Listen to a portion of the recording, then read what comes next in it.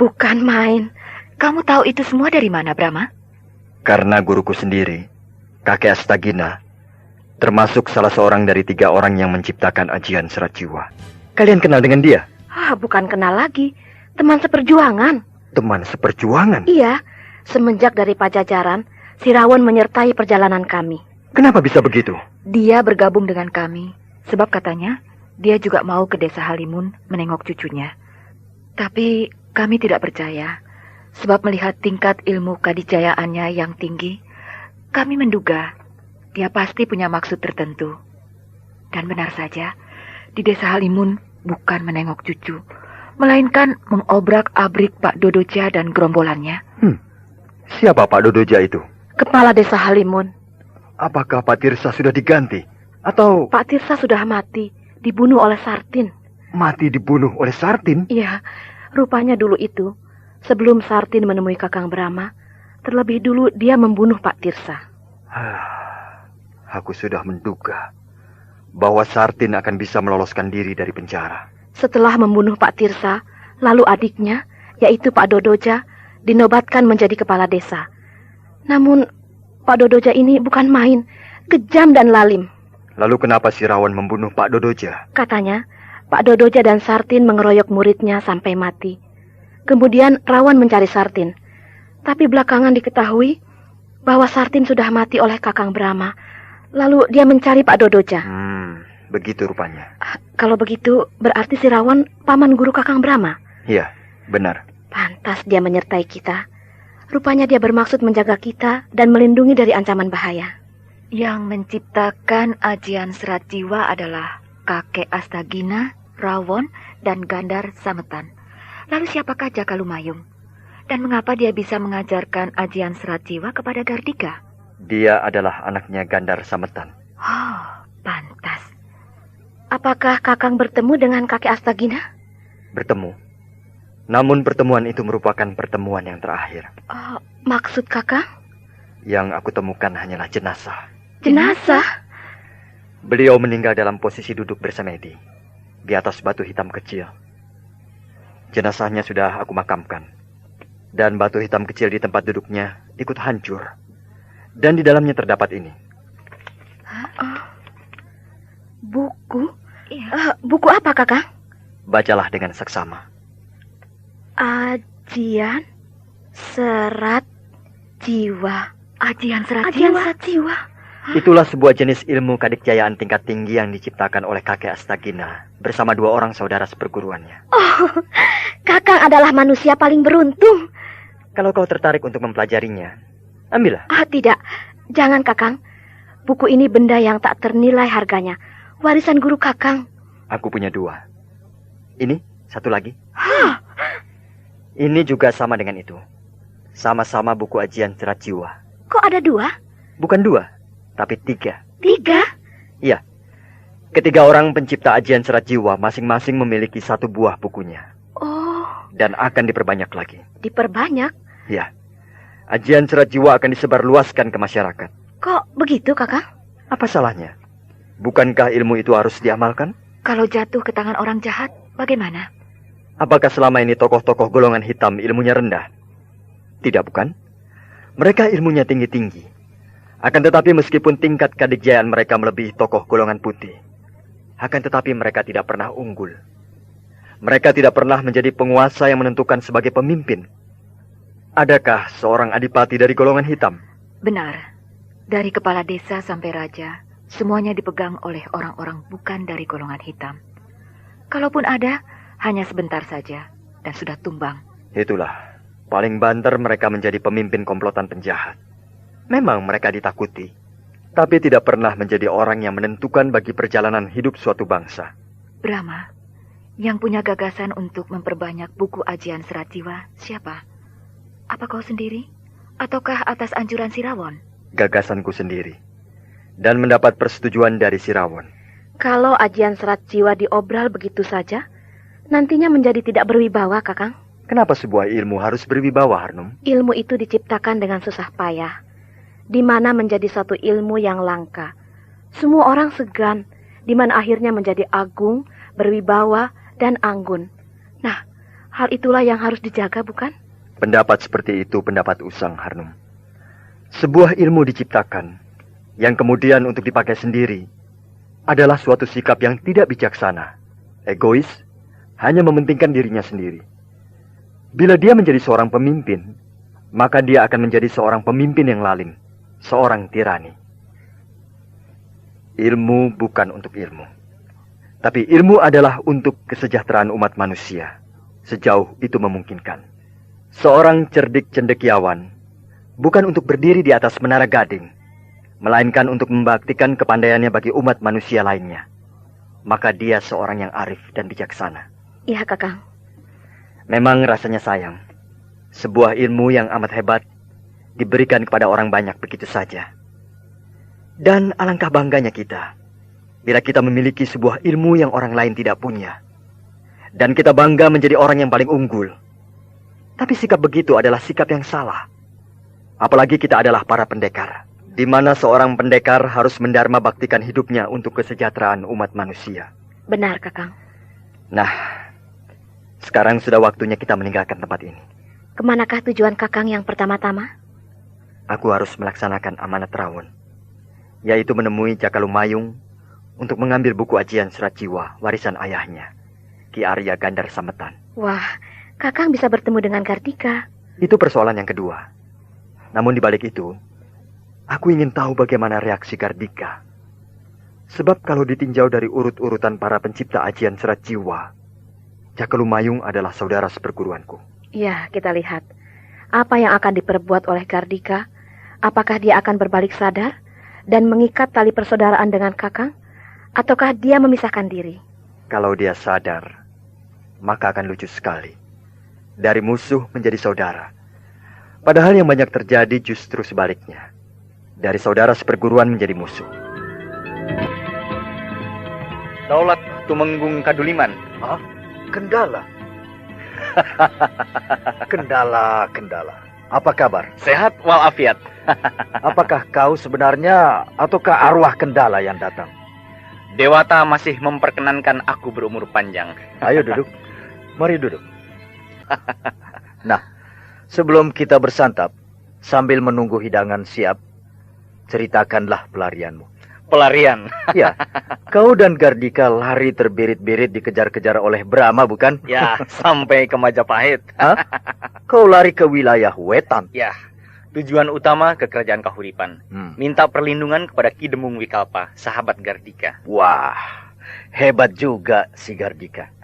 Punya sahabat seorang pejabat tinggi keraton Kahuripan. Katanya bekas teman lama. Lantas? Brahma juga terus memburu sampai ke Kahuripan. Edan. Sampai meletus perang Sadeng, aku dan Gardika masih di wilayah Wetan. Malah ikut bergabung dengan tentara Majapahit. Wah, hebat juga kau. Bisa bergabung dengan tentara Majapahit.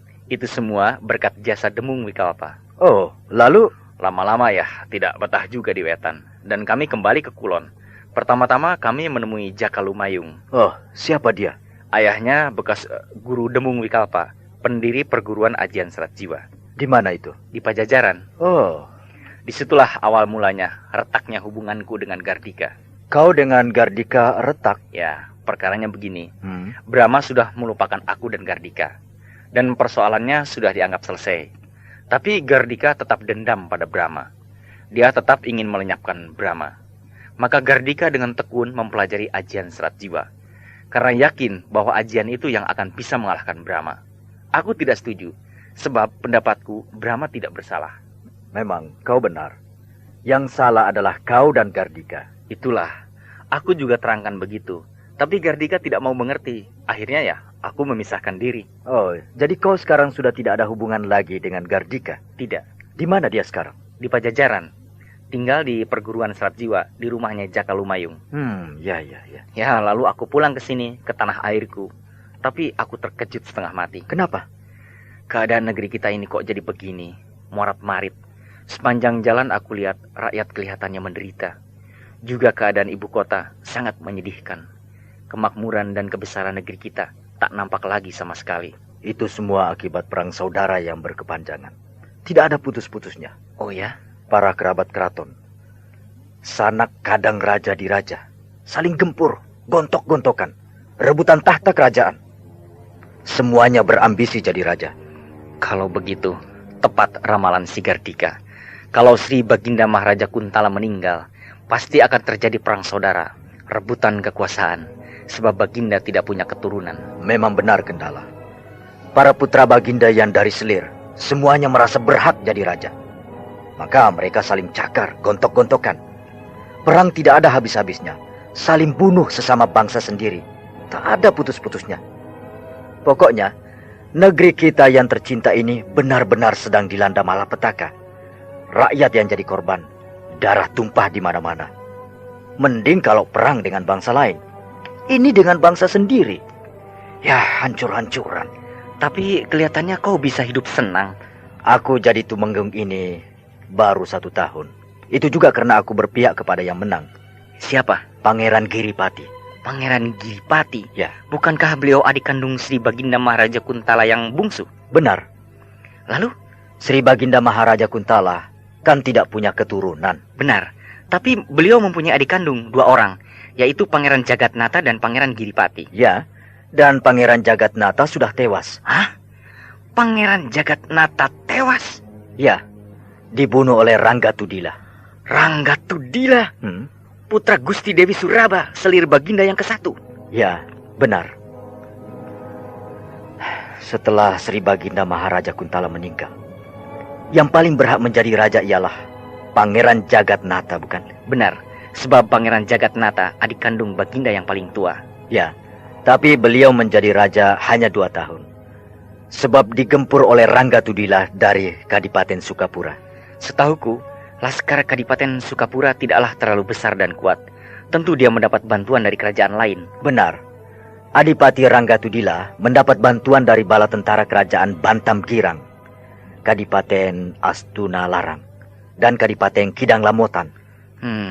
Kuntala diserbu dari 3 jurusan, dari utara, barat, dan timur. Perang besar meletus 30 hari 30 malam. Pertempuran berlangsung tanpa henti. Akhirnya Kuntala jatuh. Aku dan Pangeran Giripati melarikan diri ke kerajaan Sumedang Larang. Lalu Pangeran Jagatnata? Sama dengan kami, ke Sumedang Larang. Tapi kami dikejar terus oleh pasukan Sukapura. Di Sungai Tarum kami terkejar, musuh mengepung dari segala penjuru. Kami digempur habis-habisan. Nah, disitulah di muara Sungai Tarum, Pangeran Jagatnata tewas.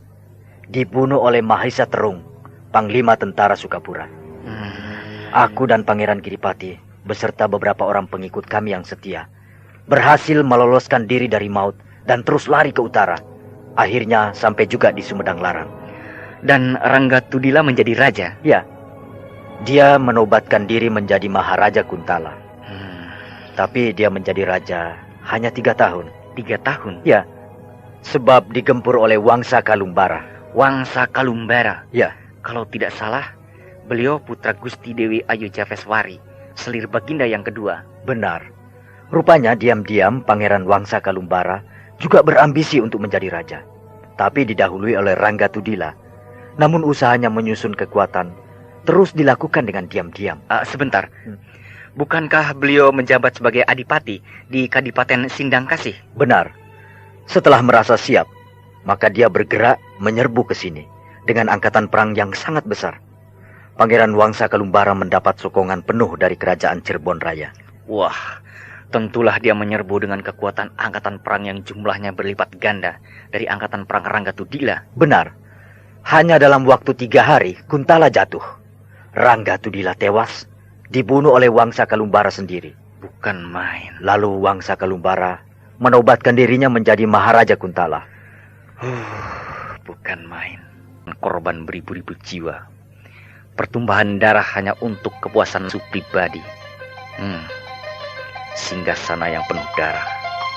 Aku tidak menduga kalau akan terjadi sejauh itu. Aku tidak mengira kalau tahta kerajaan Kuntala akan menjadi singgasana berdarah. Ramalan Gardika tepat. Sepeninggal Sri Baginda Maharaja Kuntala akan terjadi perebutan kekuasaan di antara kerabat sanak kadang raja di raja. Hanya dalam waktu 5 tahun terjadi 3 kali pergantian raja. Tadinya Pangeran Giripati tidak berniat untuk menjadi raja. Karena memang dari dulu juga tidak punya ambisi jadi Raja Kuntala. Ditambah lagi, di kerajaan Sumedang Larang, beliau mendapat kedudukan yang baik atas kemurahan hati Sang Prabu Sumedang Larang. Iya. Tapi atas desakan para kerabat keraton yang tidak sudi diperintah oleh orang yang tidak berhak menjadi raja, maka perlahan-lahan Pangeran Giripati terpengaruh juga dan mulai melakukan persiapan. Dengan mendapat sokongan penuh dari Sang Prabu Sumedang Larang, Pangeran Giripati membawa 10.000 tentara menyerbu ke Kuntala. Maka terjadi lagi pertumpahan darah. Begitu bukan? Ya, perang tidak bisa tidak harus menumpahkan darah. Tahan berapa hari Wangsa Kalumbara menahan gempuran Pangeran Giripati? 10 hari. Wah, lama juga. Ya, Pangeran Wangsa Kalumbara melarikan diri. Tapi di desa Tomo ia tertangkap dan dibunuh oleh Bang Bung Ketar Panglima Tentara Sumedang Larang. Maka naiklah Pangeran Giripati menjadi Raja Kuntala yang kesekian. Dan kau naik pangkat menjadi Tumenggung. Ya, bisa saja kau Kendala. Ya, aku maklum. Dan itu sudah wajar. Siapa yang menang, pasti bagi-bagi hasil. Para pembantu yang berjasa kepada Pangeran Giripati naik pangkat, termasuk kau. Dan kau tahu aku tinggal di keraton? Ya, aku mendapat keterangan dari Jang Jikan, tukang oncom di Pasar Gede, langgananku dulu, bahwa kau berpihak kepada Pangeran Giripati, dan pangkatmu dinaikkan menjadi Tumenggung dan tinggal di dalam keraton. Lantas, ya, aku nyelonong saja ke dalam keraton ini. Tidak ditahan oleh penjaga gerbang keraton? Ya, ditahan. Tapi setelah mereka tahu siapa aku, kontan mereka ketakutan. Ya, bagaimanapun juga, namamu sebagai bekas perwira tinggi kerajaan Kuntala masih terkenal di kalangan para prajurit keraton. Ya, aku turut gembira Pangeran Giripati menjadi raja. Sebab sebagai adik kandung Sri Baginda Maharaja Kuntala, beliau lebih berhak dari siapapun juga menduduki tahta singgasana kerajaan Kuntala. Tapi di balik itu semua, seharusnya kau ditangkap. Kau percaya bahwa aku yang membunuh Sri Baginda Maharaja Kuntala? Kau dan Gardika? Aku bisa membuktikannya, Tumenggung Kaduliman, bahwa aku tidak membunuh Baginda. Dan yang membunuh Sri Baginda Maharaja Kuntala adalah Gardika. Sebagai sahabat dan bekas rekan seperjuangan, aku tahu siapa kau. Kau sebenarnya tidak jahat, dan kau tidak berbakat jadi orang jahat. Cuma keadaan yang memaksa kau jadi penjahat. Kau benar, Tumenggung Kaduliman. Ya, aku percaya kau tidak membunuh Sri Baginda Maharaja Kuntala. Tapi sebaiknya kau minta ampun kepada Pangeran Giripati yang sekarang bergelar Sang Prabu Giripati Ingnata. Apakah Sang Prabu akan mempercayai uraianku? Aku akan membantumu. Terus terang, kami kekurangan orang-orang kuat yang berbakat dalam bidang ketentaraan. Dan kau sebagai seorang bekas wakil Panglima Perang Kuntala, pengetahuanmu dan pengalamanmu dalam bidang kemiliteran tak dapat disangsikan lagi. Terima kasih, Tumenggung. Bila saya mendapat ampun dari Sang Prabu Giripati, sekaligus mendapat jabatan yang layak, saya bersumpah akan setia kepada Sang Prabu Giripati. Bagus, itu yang aku harapkan. Jadi yang membunuh Sri Baginda Maharaja Kuntala adalah Gardika. Daulat Tuanku Prabu Giripati, dengan mata kepala sendiri, hamba menyaksikan Gardika menikam dada Sri Baginda dengan keris. Tapi kau turut membantu pembunuhan itu, bukan? Tidak, Tuanku. Hamba memang berada di peraduan Sri Baginda, namun hamba hanya berdiri saja, tanpa berbuat sesuatu. Kenapa kau tidak mencegah perbuatan si Gardika itu? Hamba sudah berkali-kali memperingatkannya, akan tetapi Gardika tetap pada pendiriannya. Bahkan mengancam hamba akan dibunuhnya pula bila menghalang-halangi niatnya tersebut. Sebenarnya kau harus dihukum. Tapi peristiwa itu sudah kadaluarsa, dan aku sudah melupakannya. Lagi pula tidak ada untungnya menghukum kau, malah rugi. Untuk itu, aku memberi ampun kepadamu. Oh, terima kasih, Tuanku Prabu. Selain itu, kedudukanku jadi raja belum aman sama sekali. Sebab masih ada beberapa orang sanak kadang Sri Baginda almarhum yang menginginkan tahta singgasana ini. Dan bukan suatu hal yang mustahil. Mereka sedang mempersiapkan suatu kekuatan perang untuk menyerbu Kuntala. Nah, maka dari itu, Kami memang sangat memerlukan orang-orang yang mengerti tentang kemiliteran. Untuk itu, aku suka memberi kau suatu pangkat. Oh, daulat Tuanku Prabu. Tumenggung Kaduliman. Daulat Tuanku Prabu. Bagaimana kalau kendala ini aku kembalikan ke jabatannya semula, yaitu Senopati? Kau setuju? Daulat Tuanku Prabu. Hamba sangat setuju. Nah, Kendala, aku mengangkatmu sebagai Senopati. Oh, daulat Tuanku, hamba mengaturkan beribu-ribu terima kasih Tuanku Prabu. Kita sudah sampai di tapal batas ibu kota kerajaan Pajajaran. Betul, Kakang Brahma. Dan kita harus memutar jalan ke arah timur. Ke arah timur? Benar, Kakang. Menurut Ranggawani, perguruan ajian Serat Jiwa tempatnya ada di pinggiran ibu kota kerajaan Pajajaran sebelah timur. Apakah Jakalumayung tinggal di situ juga? Benar, Kakang. Baiklah. Mari kita memutar jalan menuju ke arah timur. Itu dia, Padepokan Jakalumayung, pusat perguruan ajian Serat Jiwa. Sebuah padepokan yang sangat bagus, luas dan bersih. Kok sepi ya? Mungkin sedang berkumpul di ruangan dalam rumah panjang itu. Lebih baik kita turun dari kuda, lalu kita berjalan menghampiri rumah panjang itu. Iya, Kakang.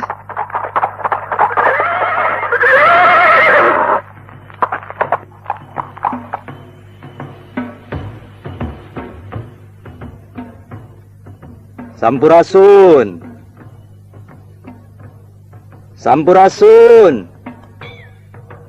Kok tidak ada yang menyahut? Pada kemana ya? Coba sekali lagi. Sampurasun. Rampes. Nah, ada jawaban. Tapi kok suara perempuan? Oh, ada tamu ya. Sampurasun, Bu. Rampes. Juragan Jakalumayung ada? Oh, semuanya sudah pergi, Neng. Pergi? Iya. Kemana, Bu? Ke Pulasari. Kadipaten Pulasari, Bu? Benar, Den. Semuanya? Oh, betul, Den. Juragan Jakalumayung, Juragan Gardika, dan 30 orang murid. Oh, semuanya sudah berangkat ke Kadipaten Pulasari. Ada apa, Bu? Sampai semuanya harus pergi? Wah, tidak tahu, Neng. Juragan Jakalumayung tidak mengatakan apa-apa pada saya. Hanya mau ke Pulasari begitu saja. Ibu sebagai apa di padepokan ini? Wah, saya tukang juru masak, Neng. Oh. Tidak mengatakan kapan pulangnya? Tidak, Den. Baiklah, Bu. Kami akan pulang. Nanti kami kesini lagi. Baik, Den. Baik. Katakan saja saya Brahma ingin bertemu dengan Juragan Jakalumayung. Baik, Den. Pramita, Harnum, bagaimana pendapat kalian? Mungkin mereka mendapat undangan dari seorang tokoh di Kadipaten Pulasari. Apakah tidak ada kemungkinan mereka akan huru-hara? Dengan maksud apa melakukan huru-hara di Kadipaten Pulasari? Apakah mereka punya musuh di sana? Siapa tahu mereka ingin menguasai Kadipaten Pulasari. Sayang aku tidak tahu siapa yang menjadi adipati penguasa Kadipaten Pulasari itu. Kalau tahu, mungkin aku bisa menduga-duga apa maksud rombongan Jakalumayung dan Gardika pergi ke sana. Jika seandainya mereka ingin menguasai Kadipaten Pulasari, untuk apa? Apakah Jakalumayung ingin juga jadi adipati? Saya kira tidak mungkin. Kalau Gardika, mungkin. Tapi pasti tidak akan disetujui oleh Jakalumayung.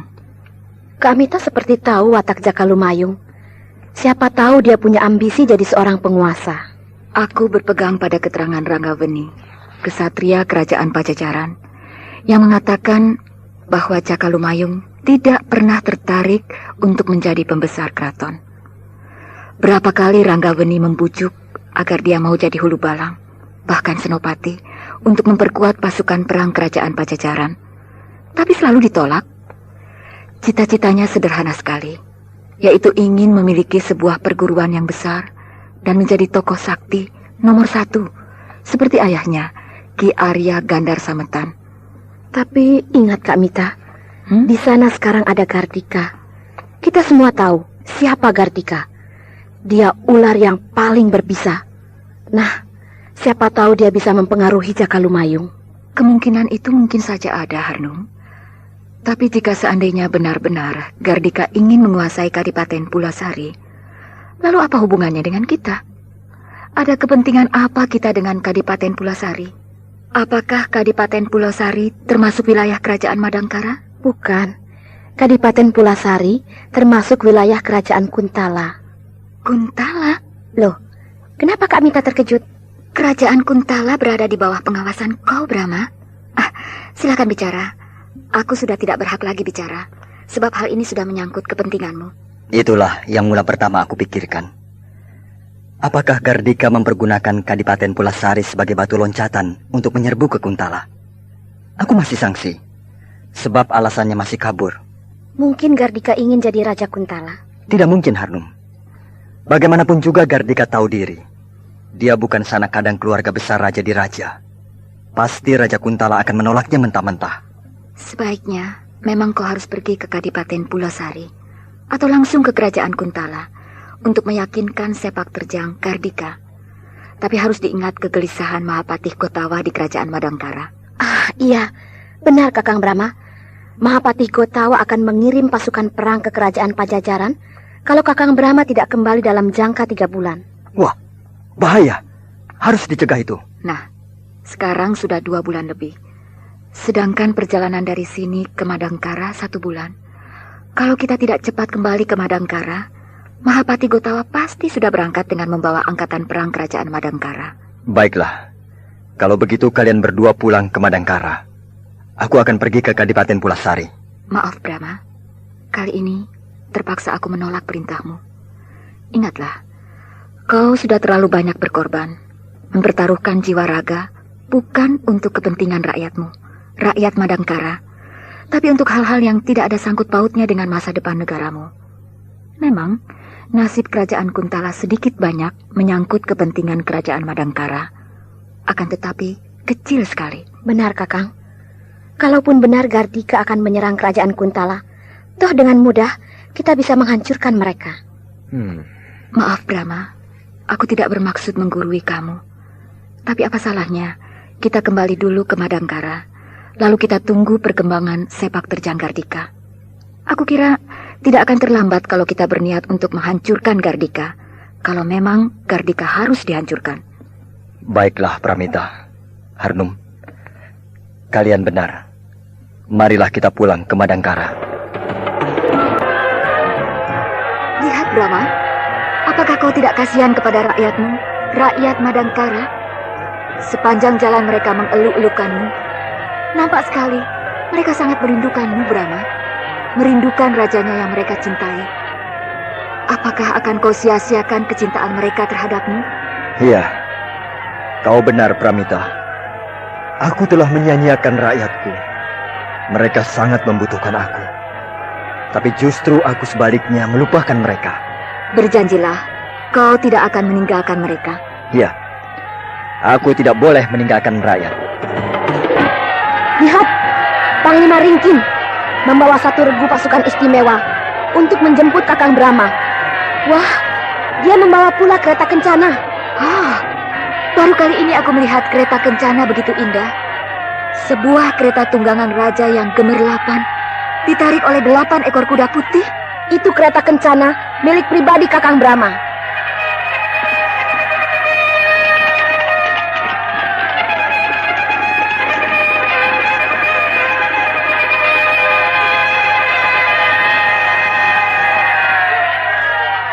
Selamat datang tuanku yang mulia Sri Baginda Maharaja Brahma Kumbara. Hamba Panglima Ringkin mengaturkan sembah. Panglima Ringkin, apa-apaan kau membawa kereta kencana? Mahapatih Gotawa memerintahkan hamba untuk menjemput tuanku dengan kereta kencana. Gotawa, ada-ada saja. Silahkan tuanku turun dari kuda dan naik ke dalam kereta kencana. Pramita, Harnum, apakah kalian akan menyertaiku duduk di dalam kereta kencana? Kakang jangan bergurau. Kereta kencana adalah kereta larangan. Hanya 4 orang yang boleh duduk di dalam kereta kencana. Kakang Brahma, Ibunda Gayatri, Ramanda Ardalepa, dan Gusti Dewi Mantili. Kau, Pramita? Saya tidak berani. Takut kena kutukan. Baiklah. Terpaksa aku tidak bisa menemani kalian menunggang kuda bersama-sama. Senangkanlah mereka. Turutilah kehendak rakyatmu. Hei